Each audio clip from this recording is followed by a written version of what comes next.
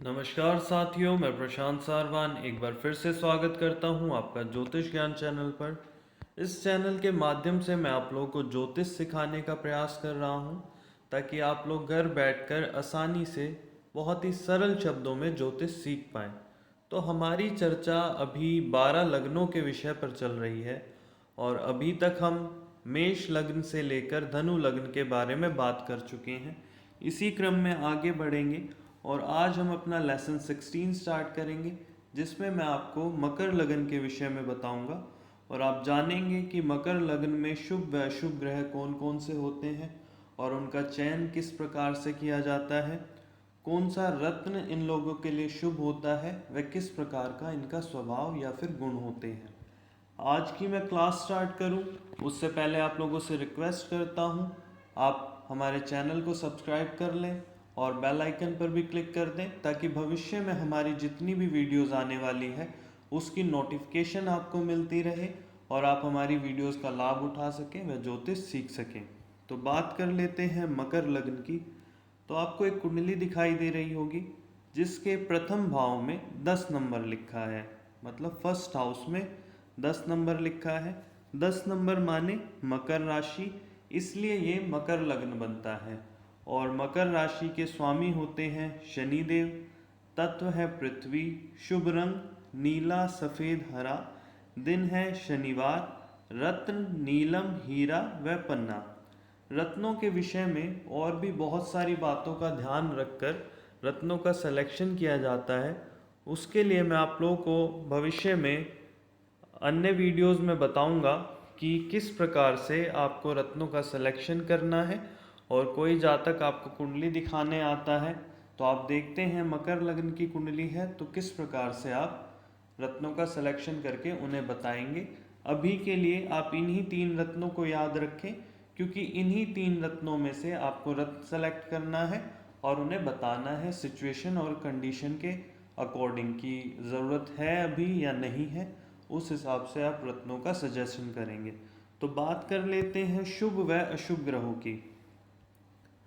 तो मकर लगन की कुंडली में शुभ की श्रेणी में शनि देव आते हैं, शुक्र देव आते हैं, बुध देव आते हैं। अशुभ में गुरुदेव, सूर्य देव, सम, मंगल व चंद्रदेव।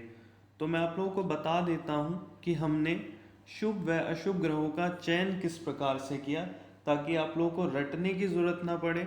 जब भी आपके सामने मकर लगन की कुंडली आए तो आप आसानी से उनका सिलेक्शन कर सकें, उनका चयन कर सकें कि कौन से ग्रह इसमें शुभ हैं व कौन से अशुभ हैं। तो आप देखेंगे प्रथम भाव 10 नंबर माने मकर राशि, जिसके स्वामी बनते हैं शनि देव। शनि देव के पास 2 राशियां हैं, मकर व कुंभ। तो आप देखेंगे उनकी राशि दूसरी जो है दूसरे भाव में, जहां पर 11 नंबर लिखा है माने कुंभ राशि। तो मैंने आपको बताया है लगन में आने वाली राशि माने प्रथम भाव में आने वाली राशि हमेशा शुभ फलदायी होती है। उसे अष्टमेश या षष्टमेश होने का दोष कभी नहीं लगता, परंतु यहाँ पर उनकी दूसरी राशि दूसरे भाव में ही है तो शनि देव यहाँ शुभ की श्रेणी में आएंगे। और आगे चलते हैं, तीसरे भाव को देखते हैं। तीसरे भाव में 12 नंबर लिखा है। 12 नंबर माने मीन राशि, जिसके स्वामी बनते हैं गुरुदेव, बृहस्पति देव। उनके पास भी 2 राशियां हैं तो उनकी दूसरी राशि को देखते हैं।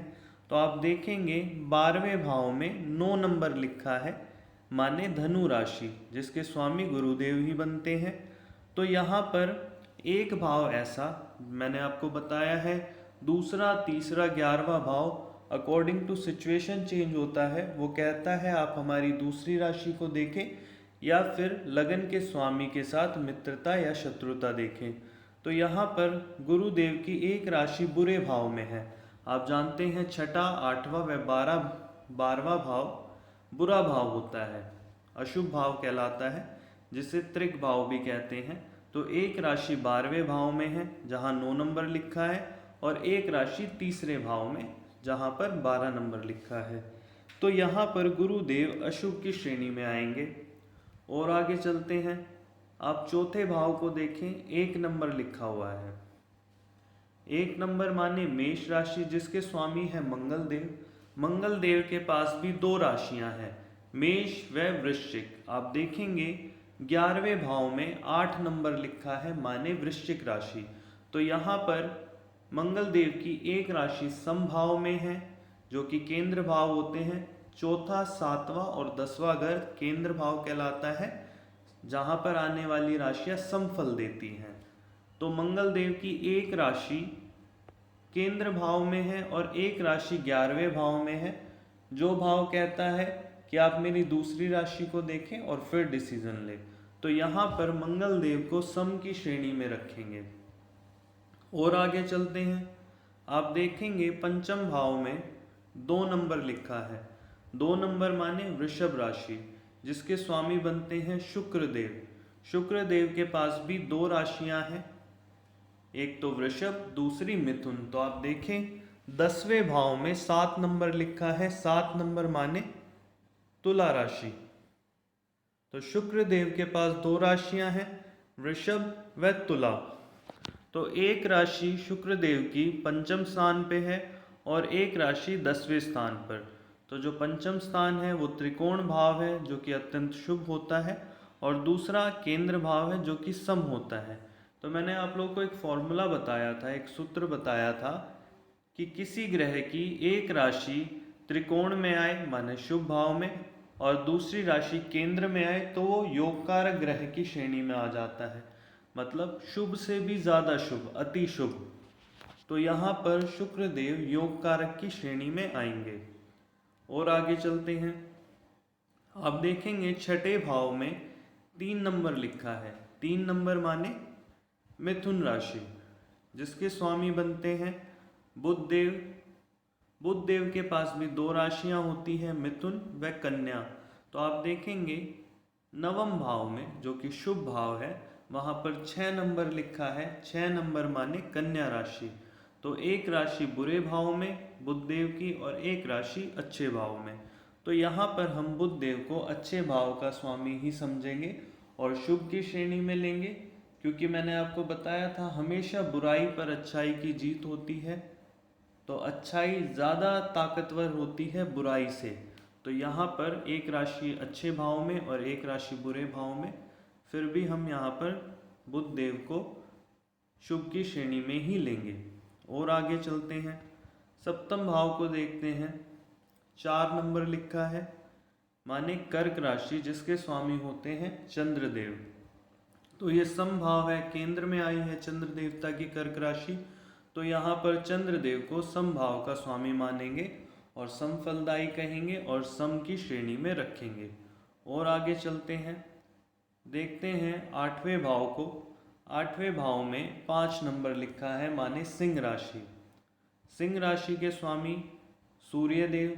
ये भाव बुरा है, मैंने बताया 6, 8 और 12 ये 3 भाव अशुभ भाव होते हैं, जिसमें आने वाली राशियां अपना बुरा फल देती हैं। तो यहाँ पर सूर्य देव को अशुभ की श्रेणी में रखा जाएगा मकर लगन की कुंडली में। तो यहाँ पर हम लगभग सभी ग्रहों की बात कर चुके हैं। मैं दोबारा से आप लोगों को बता देता हूँ। शुभ की श्रेणी में है यहाँ पर शुक्र देव, जो कि योग कारक भी बनते हैं, शनि देव व बुध देव। अशुभ की श्रेणी में यहाँ पर आते हैं गुरुदेव व सूर्य देव। और सम की श्रेणी में मैं बात करूं तो मंगल देवता और चंद्र देवता। हमने यहाँ पर सभी 7 ग्रहों के विषय में बात कर ली है।